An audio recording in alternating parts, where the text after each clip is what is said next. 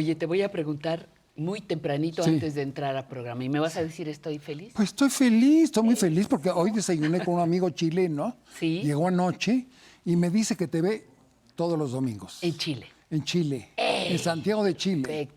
Pero que Pues, nunca dices que estás nunca, bien. no, sí decimos al final, Ah, pero, sí, bueno. pero ahora vamos a decir, Muy bien. vamos a mandar saludos a partir de esa sugerencia Por favor. a quienes nos vean, nos escuchen en otro país. En otro- Claro que sí. En Chile, desde luego. En Chile desde Y luego. mira, hoy, curiosamente, día primero, Día del Trabajo. Día del Trabajo. Que no se trabajaba antes cuando era niño, pero ahora estamos trabajando nosotros.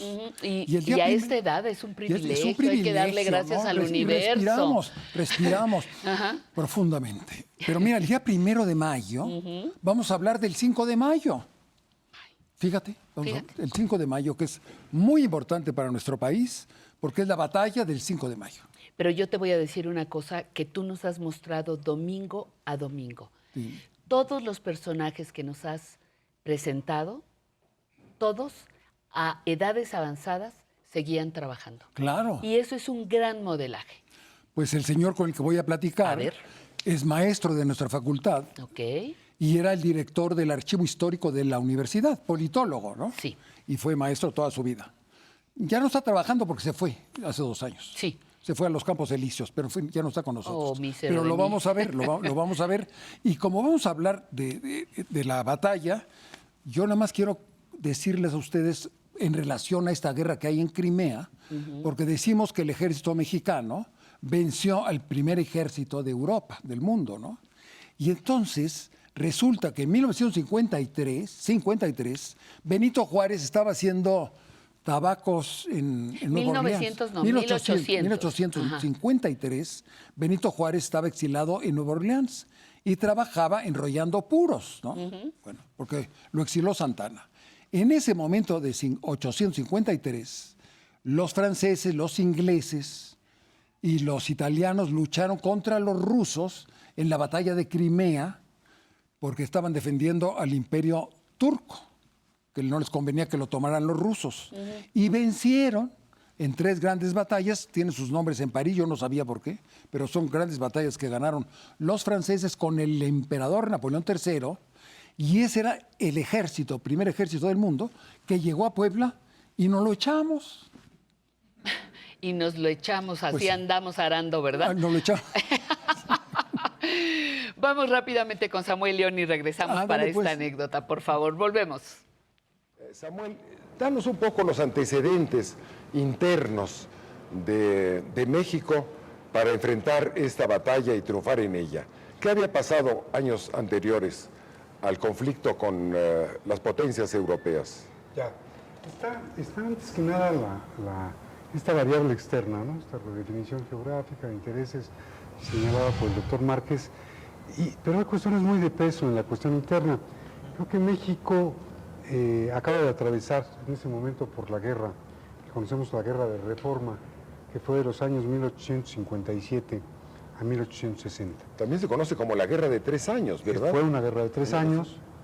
Hay un problema cabalístico con el 3 ahí, ¿no? Y, en fin, uno de los resultados de esta cruenta guerra interna fue un desgaste muy serio. Los triunfadores, que van a ser los liberales, van a recurrir el año de 1861 a un argumento muy consistente. México se va a negar a pagar la deuda externa que tenía con diversos países. Los 3 más importantes eran los casos de España, Inglaterra y Francia. El problema aquí no era el pago de la deuda ni el monto de la deuda, el problema era más bien de un interés geopolítico y, como señalaba el doctor Márquez, de meterse en la organización de lo que iba a ser la organización política de los mexicanos. Es un plan de una discusión si vamos a optar por la vía moderna, republicana, muy dada en esa construcción de la democracia en América con la herencia europea, o seguiríamos en una visión monárquica, con otro tipo de organización política. Había fuerzas internas divididas respecto a cómo tenía que ser esa organización. A fin de cuentas, los 3 países que se sintieron afectados por la posición mexicana van a pretender una invasión en México y llegan a Veracruz el año de 1862. Son 3 ejércitos, el español, el inglés y el francés.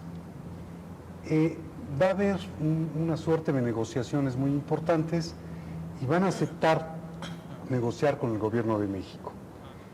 Nombran a un general que viene con los españoles, el general Prim, que va a representar a los 3 ejércitos y va a negociar con el secretario de Relaciones Exteriores de México en el pueblo de la Soledad. Sin embargo, la parte rígida fue la francesa. En 62 inician con un ejército de 5,000 miembros, inician una ofensiva contra el país, se dirigen hacia Orizaba y el 9 de abril de 1862 llegan a la población del Fortín, cerca de Orizaba, donde se va a efectuar el primer encuentro violento. El 27 de abril salen de Orizaba con rumbo a Puebla. Y aquí estamos entrando al escenario de lo que va a ser el objeto de nuestra charla, ¿no? Es decir, la batalla del 5 de mayo. El lado mexicano va a ser muy interesante, que tenemos un ejército débil, de alguna manera, comparado con el ejército francés. Se recurre, en términos de estrategia militar, a una suerte de guerra defensiva y se va a desplazar todo este ejército hacia la ciudad de Puebla, donde van a tomar 3 posiciones el ejército de Oriente. Este ejército de Oriente va a estar comandado por el general Zaragoza. Hay 3 lugares. El primero es el pie de Cerro de Guadalupe, donde estaban las brigadas de Berriozábal y La Madrid.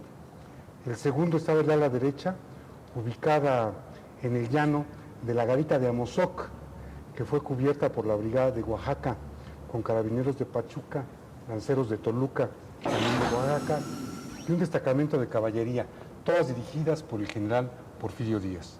Y hay un tercero, que es el ala izquierda, ubicada sobre los cerros de Loreto y Guadalupe, que quedó cubierta por tropas del general Miguel Negrete.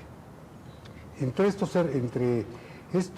flancos hubo una gran zanja entre Loreto y Guadalupe, donde precisamente estaban los sacapuestas. Que era un ejército indígena, ¿verdad? Bueno, tropas indígenas, no podemos llamar ejército, voluntarios. Y precisamente en esa zanja se construyó la trampa, o se diseñó la trampa de la emboscada que van a llevar a cabo sobre Para que cayeran ahí los ejércitos enemigos.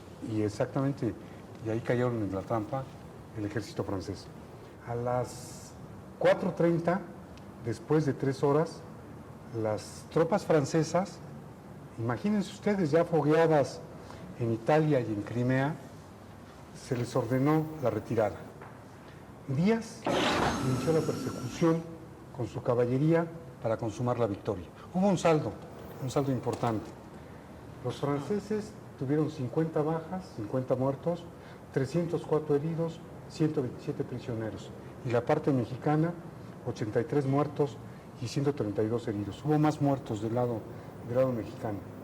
Sin embargo, vamos a acabar con algo simbólico, que es el mensaje que envió el general Zaragoza a Benito Juárez a la Ciudad de México, donde decía, y esto es famoso, lo van a recordar todos ustedes, todos los televidentes y cualquiera que tenga acta de nacimiento mexicana, que es que las armas mexicanas se han cubierto de gloria.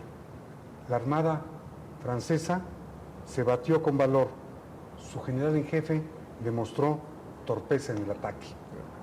Le pregunto al profesor Samuel León, ¿qué sucede después de esta batalla en que se retiran derrotadas las tropas francesas?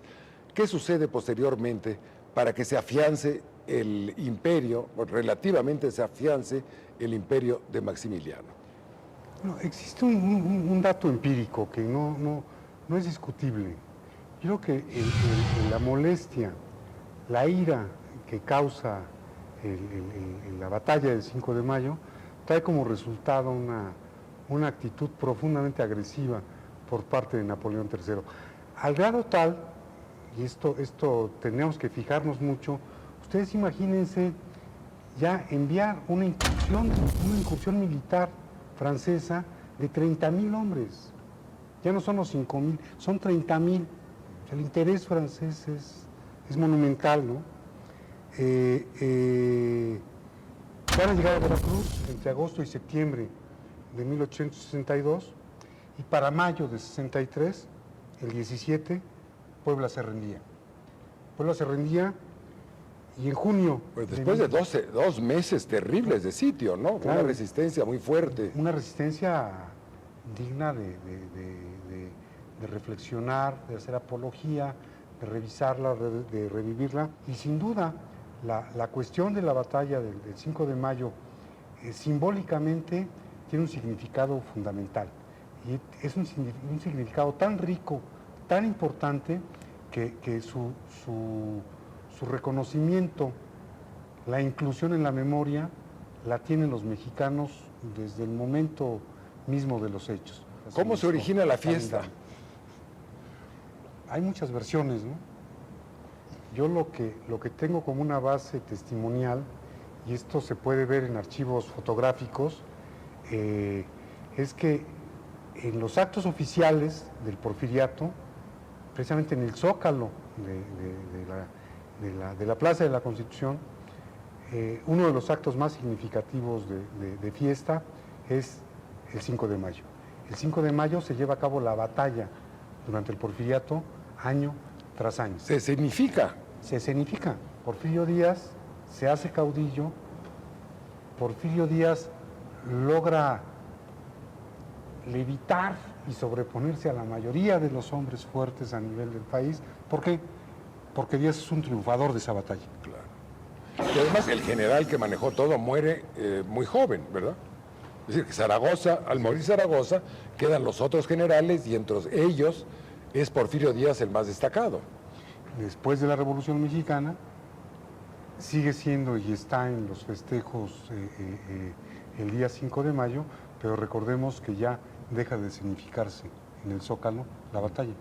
¿Por qué no lo vemos de esta manera? El 5 de mayo está significando como acontecimiento precisamente lo que le va a pasar posteriormente a nuestro querido, o bueno,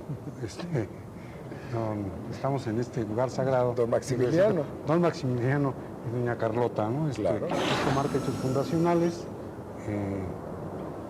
Esto ya no va a ser otra vez el paseo de la emperatriz, va a ser el paseo de la Reforma.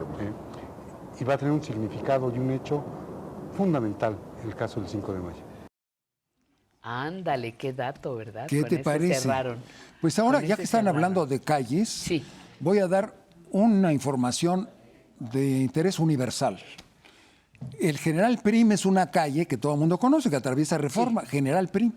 Bueno, ese General Prim, conde de Reus, era un catalán, militar, español, muerto de hambre, pero se casó en París con una mexicana riquísima, riquísima, Agüero González, en París la conoce. Y ese señor tenía una tía, esa mexicana, que era ministro de Juárez, del presidente Juárez. Y entonces viene con los ingleses y con los franceses a cobrarnos una deuda, pero él quería mucho a los mexicanos porque estaba con el dinero de su mujer, que era mexicana. Entonces hay una casa que se llama General Prim, que atraviesa ahí junto al Senado, ¿no? Sí, sí. Es enorme, General Prim. Y ese General Prim, nadie sabe por qué se llama, pero quería mucho a los mexicanos porque su mujer los salvó de la pobreza. Tenían títulos, pero se los gastó todos jugando a la carta, ¿no? Y entonces ese hombre, que tenía una muy buena relación con el gobierno de Juárez, llegó y dijo, bueno, si dicen que nos van a pagar, ya nos vamos. Se fueron eso, el inglés también se fue, pero los franceses venían a poner a Maximiliano. Sí. Con los traidores, como están de moda, Miramón y Mejía. Terminaron fusilados, ¿verdad? Oye, ¿y de verdad era general? ¿Prim? ¿General? Sí. No, él había levantado. Bueno, yo No, pregunto. un generalazo. Había conquistado varios territorios en África y había unas guerras en España y fue general Prim y primer ministro, un personaje muy importante. Nada más que estaba quebradito. Y una mexicana guapa, pues lo ayudó financieramente. Mira ¿no? qué sutil fuiste. Bueno, Estaba quebrado. estaba quebrado, pero tenía títulos, así pero no tenía quebradito. dinero.